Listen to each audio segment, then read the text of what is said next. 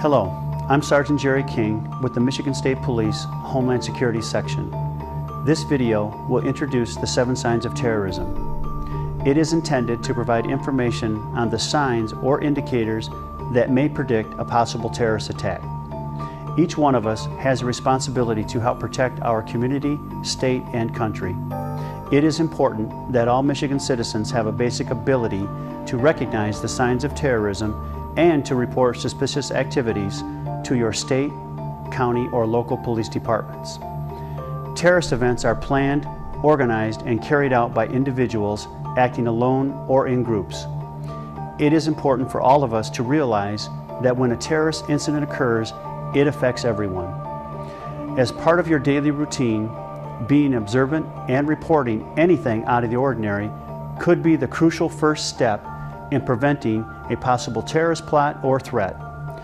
The 7 signs of terrorism that I will talk about today include surveillance, elicitation, tests of security, acquiring supplies, suspicious people who don't belong, dry runs or trial runs, and deploying assets or getting into position.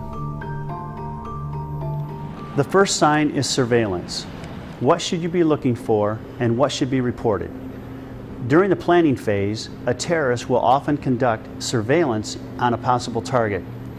They do this in order to determine the strengths and weaknesses of their target and response times of the emergency responders. Routes to and from the target are usually established during the surveillance phase. Examples of surveillance activities include someone recording or monitoring activities, drawing diagrams, making notes on maps, using vision-enhancing devices such as binoculars, or possessing floor plans or blueprints of places such as high-tech firms, financial institutions, government or military facilities. Any of these surveillance-type acts may be a sign that something isn't right.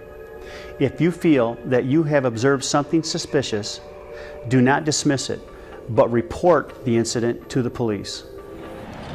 The second sign is elicitation. This is when someone attempts to gain information about an important place, its operation, or workers. An important place might be a power or water plant, a bridge, school, stadium, or shopping mall. Terrorists may ask what the building is used for, building operations, deliveries, and security-related information. That alone, or together with other facts, might reveal security strengths or weaknesses. Attempts to obtain information may be made by fax, U.S. mail, email, phone, or in person. Hi, I'd like to report a... Testing security is another way for terrorists to gather information. This may be done by walking or driving into restricted areas to observe security or law enforcement response. They may also try to enter physical security barriers or access procedures in order to assess strengths and weaknesses. Terrorists need to acquire supplies and equipment to carry out their attack.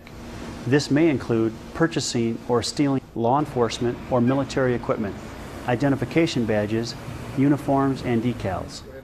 Terrorists may also obtain explosives, weapons, ammunition, harmful chemicals, or chemical equipment. Airline boarding passes or operation and flight manuals could also be obtained and used in planning an attack. Forging or photocopying personal identification, passports, or other documents is another method used to obtain supply. Another sign is suspicious persons that don't belong. This is someone in a workplace, building, neighborhood, or business who is suspicious because of their behavior, the unusual questions they ask, or the statements they make. Keep in mind that police officers often respond to complaints that may seem to be routine in nature, but could result in something much more significant. As we said before, if you feel that you have seen something suspicious, do not dismiss it. Report it to the police. Before carrying out the final operation or plan, terrorists typically conduct a dry run or trial run. The trial run consists of putting people into position and moving them around according to their plan without actually committing the terrorist act. It could also include mapping out routes to determine traffic flow. The seventh sign is deploying assets or getting into position to commit the terrorist act. Deploying assets is placing people, equipment, and supplies at or near the target. If you see suspicious activity, this may be the last opportunity you have to report it to the police. In conclusion, it is important to remember that the 7 signs of terrorism we have discussed in this video may occur months or even years apart.